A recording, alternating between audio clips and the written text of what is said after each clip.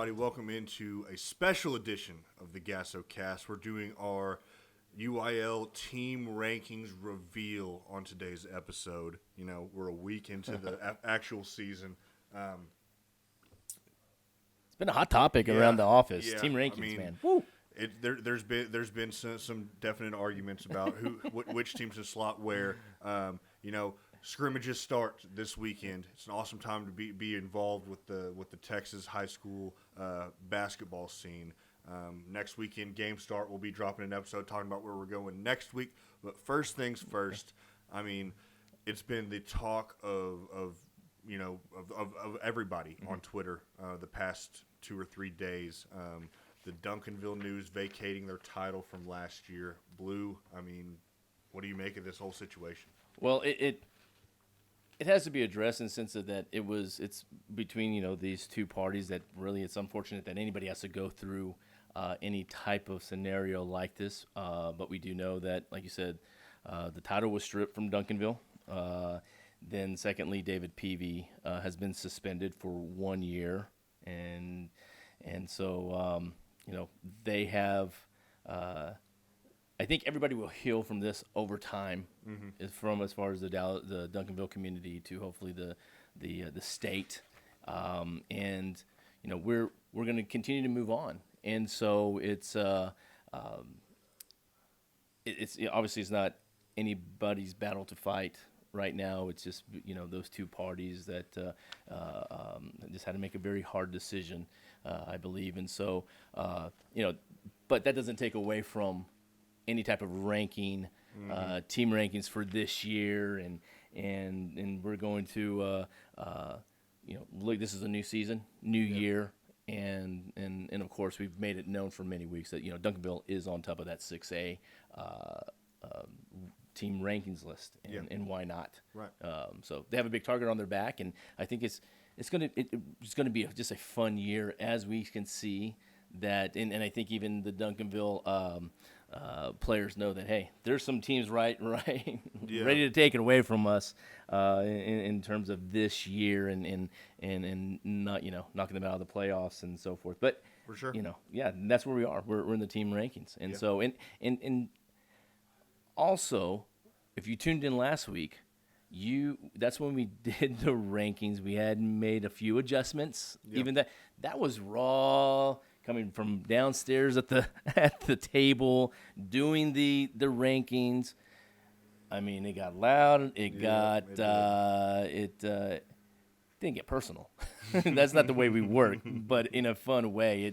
There were some arguments here and there about who should be where. Hey, and for our listeners, for our people watching, we have a system in place in which we do. We all have different takes on every team. We all have a different way of calculating where we're going to place each one. And what was there, really 6 of us in there? And so we here in this office, you get votes. And so just because somebody is stuck in a certain place, that was a difference of opinion, which is that's the great thing about rankings of any sort. But this one was really hard. Yeah, it was. Yeah. It was. So without further ado, let's go ahead and reveal our top 25 in Class 6A for the 2022-2023 season, starting off with number 25 out of West Texas, Wolforth Friendship. Number 24, Round Rock Stony Point. North Crowley comes in at 23. San Antonio Reagan at 22. Waxahachie at 21. I mean, Blue, you talked about at length how Waxahachie may be one of the most underrated teams in the entire state. I mean, the King Grace news is huge. Parker Jefferson, we haven't seen him play in a while. But if those two dudes get up to speed, these guys could be contenders for the region. Corey Johnson, new head coach there. And I think that's where the pieces have to all come and stick together. And so by the time, if we're talking about this in January or February, that's kind of the one team that we can probably argue like they're a top 10 team. We got to see it all together, and I don't think even Coach Johnson has seen it put all together yet. He's probably watching right now. Go, well, we've been working right now as we've been through the early part of the actual season of practices and getting ready to do scrimmages, and so that's the one team that I really looked at. Even by our standards, they're underranked. let's just kind of let the season start playing out. Yeah. Continuing on, number 20, we have Plano off a really nice season last year. San Marcos at 19, Louisville Hebron at 18, Cy Falls comes in at 17, Richardson at 16. I mean, of this group of 5 right here, San Marcos is really a group that stands out to me in terms of where their ceiling is. At 100%, when they got all their pieces on the floor, they are not 19 in the state. I promise you that. But they've had injuries. They've had all kinds of mitigating circumstances go against them this season, especially in the fall. So, I mean, while it might be a struggle a little bit out of the gate just because they're not 100% healthy and on the court, I mean, this is a team where if they get everybody back and get that chemistry built and going, then this is a team out of Region 4 that nobody, and I mean nobody, wants to see in the playoffs. So, I mean, that group right there, 19 for now, but I really think that they're going to end up a lot higher than what they are in the preseason rankings. So, moving on to number 15, I mean, this one's got just all kinds of potential this year. Humble Summer Creek, same district, Humble Atascocita at 14, SGP South Grand Prairie at 13, Dallas Highland Park comes up from 5A. They're number 12 in these rankings, and then Alvin Shadow Creek at 11. Blue of this group right here. I know that Atascocita, what they did to Duncanville for a half last year in the state semifinals, and then SGP is another group that you have highlighted. This is a scary group. This set of 5. I mean, you can even talk about how Highland Park should very well be a top 10 team in the state. But just like you said, Atascocita, I think I've repeated this 20 times on Gasocast. A Atascocita ran team by David Martinez looks a lot different in February than it does in August. And then South Grand Prairie, Brandon Bennett, the head coach there, he's just right there, just like loving this team. And just a few years ago, they were undefeated. Might have been during the COVID year of like 24-0 or something during the regular season. And then all of a sudden, he feels like this team is probably one of his better teams overall as long as he's been there. Now to the top 10 teams in 6A. Kicking it off at number 10, Mansfield Legacy. At 9, we have Allen. 8 is Denton Geyer. 7 is Dickinson. And 6 is Katy Seven Lakes. Of this group right here, Denton Geyer's got to be that team because for a while there this fall, it looked like they may not be a top 10 team, but then, they might not have even been in the top 25. Right. Because they had 2 really nice pieces leave, and now they're back, and now they're balling from all accounts. So they could be another team that could really make some noise if that young talent they have with some of the older guys, Connor Newton, being able to just have the guard play that wins games in crunch time in the playoffs. I really think that group could take over and go on a run. And those 3 guards have chemistry together. They played with each other last year. There's a lot that you can like about this team, and that's why they're there. All right, moving on to the top 5. At number 5, Arlington Martin. Number 4, San Antonio Brennan. Number 3, Beaumont United, last year's 5A state champs. Number 2, Richardson Lake Highlands, led by the number 1 player in the nation in 2024, Trey Johnson. And at number 1, Duncanville. I mean, it's gonna take some doing to move them off the mountain. This top 5 is truly pretty remarkable when you look at all of the state titles in here, the regional appearances of both Brandon and Martin. We're both in the regional finals so last year. And so the one right there is Lake Highlands looking to make their mark this year, and it's just it's a pretty fun little 5 right there also. Yeah, for sure. The one thing before we move on past these 6A rankings, we're talking about this might be the biggest depth of talent in 6A we've seen in a long time because there's 25 teams ranked. There's 25 other teams almost that receive votes. Who, Blue, for you, who's the team or teams that is outside of this top 25 looking in that you think, these guys could make noise early, they can make noise late, that they could make their way into these rankings and go deep in the playoffs? This was a hard one. I think for all of us, as we were discussing it and getting really deep into discussion, just look at District 26. And let me add something real quick. You talk about the depth of talent in 6A. That realignment didn't help much people. No, it did not. It helped Colleen Ellison, but we'll get to them. Yeah. And so by moving, Highland Park moves up, Buda Johnson moves up, and you look at District 26, and there is Buda Johnson. There's Buda Johnson, Westlake, Lake Travis. Man, I mean, if you're going to put me to the fire right now, it's Lake Travis. Yeah. But there's a little bit of something here to talk about where they don't have the experience of the deep run yet because they are a young team. Mm-hmm. You look at Westlake. Westlake has a tradition they've of been there. winning, of putting together large runs, and Lucero will have that team. He's a Dave Martinez type mold guy that they'll look a lot different in a few months. And then you have Buda Johnson, who has experience. They've been there, but that was the 5A. You move them up into 6A, and you're having to battle just different type of opponents every night in district. That 5A to 6A sometimes makes a difference, and it's stacked here. And I think a lot of us really try to fight to try to squeeze somebody in. You know what? But the votes and the numbers, it didn't quite pan out. But those are like the last three out, or can you say the last three in as we get into further into rankings? The winner of that district will end up in this top 25 and will have a say about who comes out of Region 4. For me, the team that I really highlighted on that said, I tried to put my foot down, got outvoted, that they need to be in the top 25, Beaumont Westbrook, because Ashton Simmons has been on an absolute tear this fall. I mean, he's just taking over games, a lot of a lot of pub, a lot of hype about the way he's been playing ball down there, and you have a guy like Terry Satcher down there with him. I mean, Westbrook could be a team that could challenge United.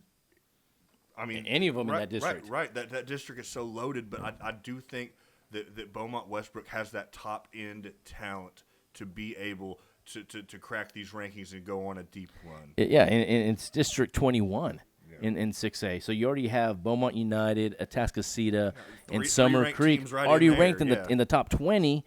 Then you throw in Westbrook, who is another one just right on the outside. C.E. King, North Shore. How many? We talked about this district last week. I mean, it's a bloodbath. But I mean, what Westbrook would be the team that I kind of just got penciled as they're going to have a say when it comes late to the year. All right, so now we're going to move into 5A, breaking down our rankings here. Kicking it off at number 25 out of the Valley, Laredo Nixon. Corpus Christi, Flower Bluff at 24, Amarillo at 23, Mount Pleasant 22, and San Antonio Wagner at 21. And Blue, I know that you've seen Nixon. What do you think about their chances this year? Well, they brought so many of those guys back from their run last year. They're leading scorer, and it's just when you look at this group right here, Amarillo has lost their big three, but what they have coming up through their system is pretty nice. And then you go even to Flower Bluff, bringing back so many of their bigs and their guards. And this San Antonio Wagner drops back down from 6A to 5A. A lot of athleticism there. There's just yeah. I mean, it may not have the brand names that 6A does, but the depth of talent, it's just a feather in the cap of this state's high school basketball scene, as just because there's just so many good players at all levels. Okay, moving to 20, we have Mont Bellevue, Barbers Hill at 19, Leander Rouse, 18, Lucas Lovejoy, 17, Grapevine, and 16, Dallas Hillcrest. Out of this group, I mean, you really have some really nice players. JoJo Moore out of Leander Rouse had a big last year and this summer. I mean, Carson Templin recently committed Utah State, and he's one of, if not the best player of this group of five. And then Grapevine. Yeah, Grapevine's interesting because there's a lot of freshmen that have that moved up, obviously, from their 8th grade teams, and they're sitting there. We have a lot of respect for them at 17. They need to go prove it, but I think they've already started doing that, being in the GASO Fall Classics, and they're very mature, and it was something that they were waiting on. I think those freshmen know what it's going to take, though. Are they ready? I think it's gonna be something that we monitor throughout the entire season. For sure. Moving on to 15, we have Lufkin out of East Texas. 14, Dallas W.T. White. 13 is Midlothian. 12, Manville. 11 is Red Oak. W.T. White is the team out of this group. Just because of their length and athleticism, they are going to be a rebounding nightmare for some of these teams in their district that they'll see in the playoffs. I mean, they can literally start 6'8", 6'9", 7'2", if they choose to go super jumbo goal line package type. But man, like we're saying, Manville got loaded with prospects. Red Oak, Lufkin. Red Oak is that I mean, team. yeah. They play hard. They play fast. They play under control. Chris Davis has them in position once again to probably get really close to that 30-win mark just because they're so tough. They're gritty. And that, when you look at that District 11, as you mentioned, W.T. White, 5A District 11, that's crazy because you also have Dallas Hillcrest there. That a lot of talent just in that one district. For sure. So now for the top 10 in Class 5A. Fort Worth O.D. Wyatt kicks things off at number 10. We move to Frisco Memorial at 9. Bernie Champion at 8. Birdville at 7. Lancaster clocks in at 6. I mean, what else can you say? There are just so many talented teams here. I mean, Birdville with Garrick Norman, Bernie Champion with Braden Baum looking to make it back to San Antonio. I mean, and is this Fort Worth O.D. White's years? DeMarcus James, it looks like he has those guys believing in themselves. Mm-hmm. They are wanting to take charge from day one all the way, getting to regionals, and they hope beyond. So That's a very interesting group. All right, now it's the time for the top 5. At number 5, we have Mansfield Summit. At 4, Dallas South Oak Cliff. At 3, we have Fort Bend Marshall. 2 is Dallas Kimball. And at number 1, we talked about this. They were our way too early guys all the way through. They've stayed consistent, and they've played some really good ball that we've seen over the past 5 or 6 months. And that's Colleen Ellison, led by Jamiron Keller. I mean, we talked about it last week. 5A is so wide open. If you told me that one of these top 5 teams won a state championship, I would not even bat an eye thinking about that because it's just like it's open, but everybody. It's not like you can make the case that one team has a better chance than the other. It's just an even playing ground from what we've seen so far this fall. Yeah, and Dallas South Oak Cliff may be the one that people might highlight and go, oh, wow, really? Well, that team is built this year for a run with their guard play, their strength, their athleticism. And once again, when you see a happy James Mays on the sideline, excited and appreciates how hard his team is working, that's a scary combination. Yeah. So now just to kick it around, I mean, the team blue, I know we talked a lot about Argyle. Mm-hmm. They're a team that's probably, I mean, if not 26, 27, they're right there outside looking in, jumping up from 4A. But they've got the talent to really make some noise, cause a stir in their first year in 5A. Exactly. Moving up from 4 to 5A. They're prepared for this. You know why? Because of their head coach. Coach Perkins out there is one of the best. And we've seen his runs throughout the year in 4A as he's beaten Dallas Faith family groups and having to fight through all the South Dallas teams. He's not worried about who's in front of him. He's going to go game by game, but it's nice when you have a Cash Polk. You have a Jet McCaslin and Jason Dimsher. Dimsher's probably the one guy that he does all the dirty work, and all of a sudden he's off the ground, boom, just banging it in. There's just so many pieces to this, and like I said, Coach Perkins is part of the this puzzle that people have to be aware of. He's going to be prepared for every game. Yeah.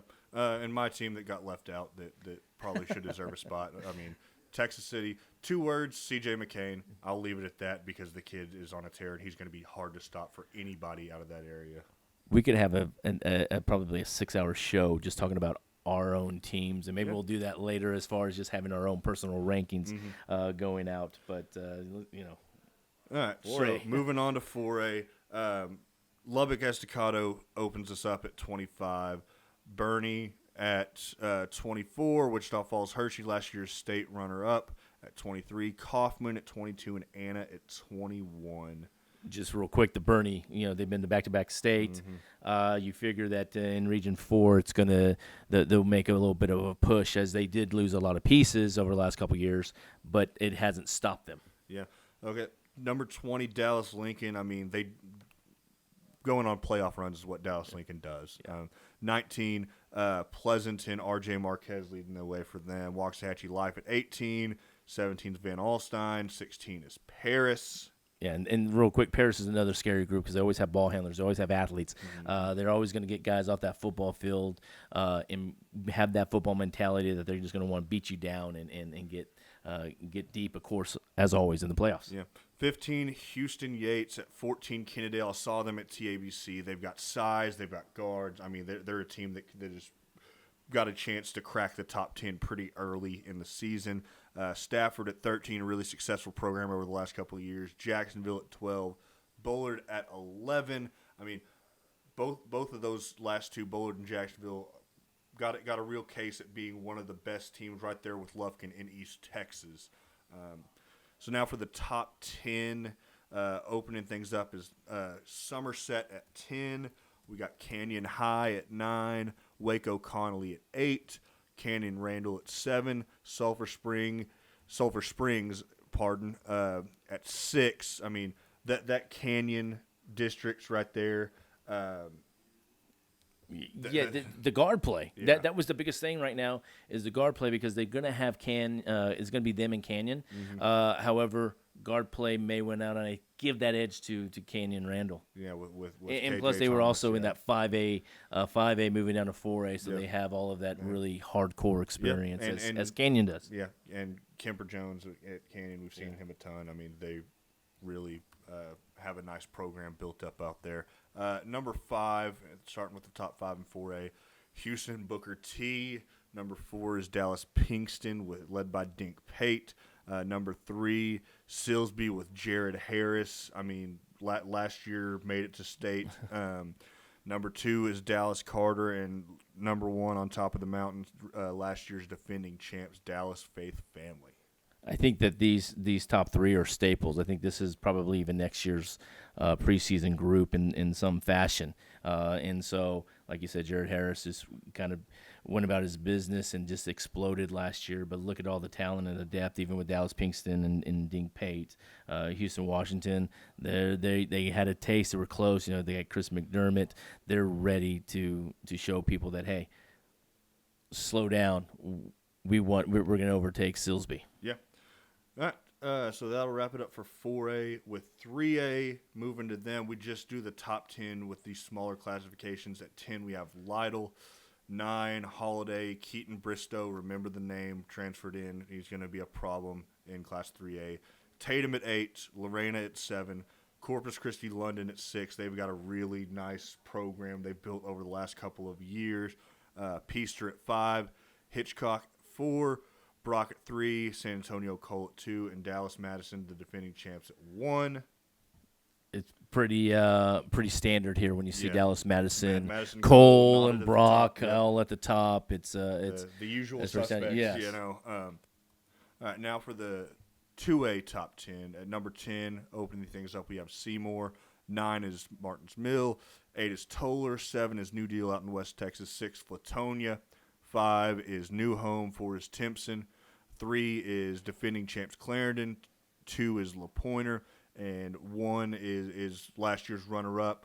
Been beaten by Clarendon the past 2 years, but return a lot, including Garrett Smith, one of the best shooters in the smaller classification, and that's Lipan at the top spot down there. Wrapping things up here with my former classification, Class 1A. At number 10, we have Perrin Witt. Number 9 is Texline. 8 is Eula. 7 is Nazareth. 6 is Jayton. 5 is McMullen County. 4 is Dodge City.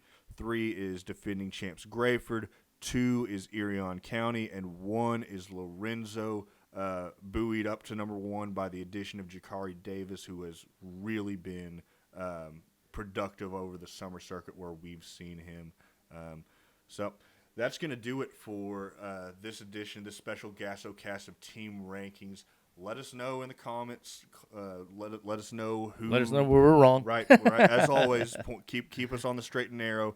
Who's underranked, who's overranked, all that good stuff. And we're this close to the high school season starting, where we can throw all these out and start a new top 25 whenever November 13th.